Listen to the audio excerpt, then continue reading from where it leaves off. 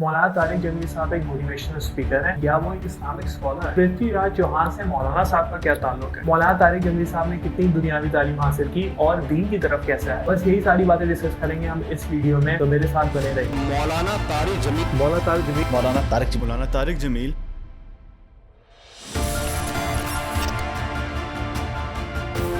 अस्सलाम वालेकुम, मेरा नाम है समाहत और आज जिस शख्स के बारे में मैं बात करने जा रहा हूँ वो दीनी हवाले से पाकिस्तान का सबसे बड़ा नाम है। इनके बयान ना सिर्फ पाकिस्तान में सुने जाते हैं बल्कि दुनिया में जहाँ भी उर्दू जबान समझी जाती है और बोली जाती है वहाँ भी इनके बयान सुने जाते हैं। जी हाँ, मैं बात कर रहा हूँ मौलाना तारिक जमील साहब की। जब मैं मौलाना साहब के ऊपर रिसर्च कर रहा था तो मुझे काफ़ी इंटरेस्टिंग बातें पता चली। दरअसल उनकी पैदाइश जो है वो 1953 में मियाँ चुन्नू नाम के शहर में हुई, जो कि साउथर्न पंजाब का एक शहर है। मौलाना साहब एक काफ़ी मालदार जमींदारों के खानदान में पैदा हुए और उनका जो खानदान है वो एक 12वीं सदी के हुक्मरान से जाके मिलता है जिसका नाम था पृथ्वीराज चौहान। ये नाम आपने शायद बहुत दफा सुना हो। और 16वीं सदी के अंदर शेर शाह सूरी के दौर के अंदर उनकी जो फैमिली थी, वहाँ का एक शहर था तलुम्बा, वो और उसके आसपास के इलाकों और जमीनों को उनकी फैमिली ने अपने कब्जे में लिया। मौलाना तारिक जमील के जो छोटे भाई हैं मोहम्मद ताहिर कमाल साहू, वो एक हार्ट स्पेशलिस्ट हैं और लाहौर में प्रैक्टिस करते हैं। मौलाना तारिक जमील साहब ने अपनी इब्तदाई तालीम सेंट्रल मॉडल स्कूल लाहौर से पूरी की। इसके बाद अपनी प्री मेडिकल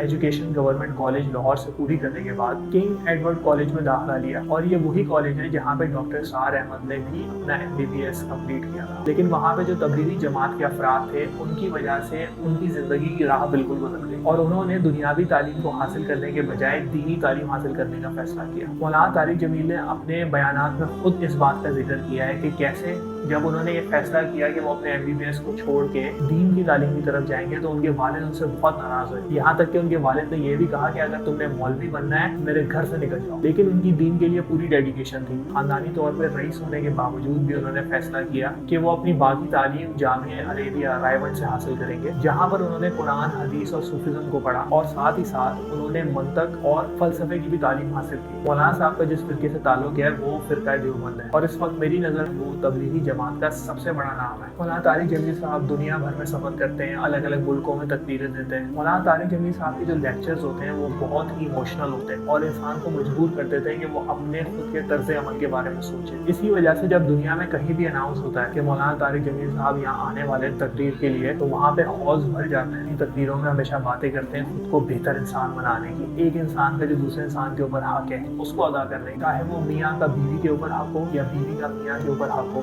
चाहे औलाद का माँ बाप पे हो या माँ बाप का औलाद के ऊपर हक हो, उन सबको निभाने की तालीम वो करते हैं। और इसके अलावा चोरी मकारी झूठ शराब इस तरह की तमाम बुराइयां जो कि माशरे में है उन सब से बचने की और अल्लाह ताला के हुक्म को फॉलो करने की और नबी पाक सल्लल्लाहु अलैहि वसल्लम की सुन्नत पर चलने की हमेशा तालीम करते हैं। 2021 में एक बहुत बड़ी कंट्रोवर्सी हुई जब मौलाना तारिक जमील साहब ने अपना एक खुद का कपड़ों का ब्रांड लॉन्च किया। बज़ाहिर तौर पे तो उसमें कुछ गलत नहीं था क्योंकि ये एक बिल्कुल हलाल बिजनेस है, लेकिन लोगों ने इस बात पर क्रिटिसाइज किया कि मौलाना तारिक जमील साहब ने अपना नाम कमाया इस्लाम के जरिए और अब वो उसी को बेच रहे हैं ब्रांड बना। लेकिन क्योंकि इस्लाम की रूह से कपड़ों का बिजनेस बिल्कुल जायज़ है और इस बिजनेस से आने वाली रकम को मदरसों पे, स्कूल्स पे और हॉस्पिटल्स पर भी लगाया जाता है, तो जहाँ तक मेरी रिसर्च है इसके अंदर कोई भी प्रॉब्लम नहीं है। इसके साथ साथ उन्होंने मौलाना तारिक जमील फाउंडेशन भी शुरू की है जो कि एक नॉन प्रॉफिट ऑर्गेनाइजेशन है और तलुम्बा खानेवाल के अंदर बेस्ड है। इसका मकसद पाकिस्तान के लोगों के लिए फंड्स जमा करना है जो कि इस्तेमाल होते हैं समाजी, तालीमी और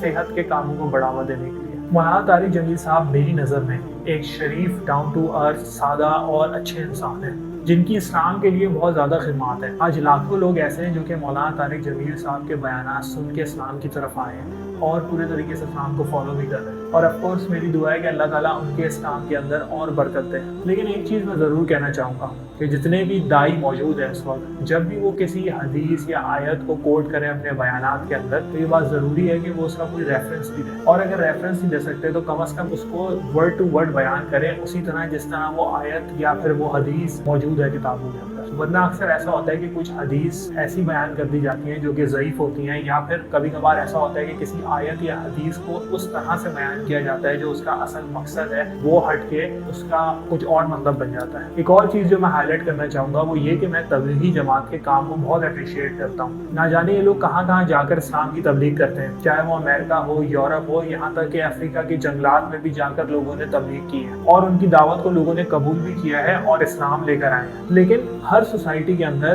एक तबका होता है जो कि उस सोसाइटी के इंटेलेक्चुअल्स होते हैं, जो सोसाइटी का सबसे एलीट तबका होता है, जो लोग पढ़े लिखे होते हैं और जो आम दावत की बातों से कन्विंस नहीं होते। और ये वही लोग होते हैं जो कि माशरे में सबसे बड़े ओहदों पे भी होते हैं और माशरे में अक्सर इनके पास सबसे ज्यादा इख्तियारात भी होते हैं। अनफॉर्चुनेटली तबलीगी जमात इन लोगों को इंस्पायर नहीं कर पाती। ये वो बात है जो कि डॉक्टर स्टार अहमद ने भी अपने लेक्चर्स में काफी दफा हाईलाइट की है। इस वजह से हमारे माशरे के अंदर दो बड़े सर्कल्स बन चुके हैं। एक आपका दीनी तबके का सर्कल है जो कि दुनियावी तौर पर एजुकेटेड नहीं होते, और एक दुनियावी एजुकेटेड लोग हैं जो कि दीनी तौर पर एजुकेटेड नहीं होते। ना उनको उनकी बात समझ आ रही है और ना उनको उनकी बात समझ आ रही है। अब देखें, मैं आपको एक छोटी सी एग्जांपल देता हूँ। आप अगर किसी इंटेलेक्चुअल के सामने जाकर अपनी दावत पेश करते हैं और उसको आप कहते हैं कि जी 5 वक्त की नमाज है, हमें नमाज पढ़नी चाहिए। आप उसको नमाज की दावत दे रहे हैं, लेकिन वो ये सोच रहा है कि मैं नमाज आखिर पढ़ूंगी क्यों, किसने हुक्म दिया मुझे नमाज पढ़ने का। वो आपसे पूछता है कि अल्लाह कौन है और मैं क्यों अल्लाह के लिए नमाज पढ़ूं। तो आगे से हो सकता है कि आप उसको बताएं कि जी अल्लाह हमारा खालिक है, उसने हमें पैदा किया है।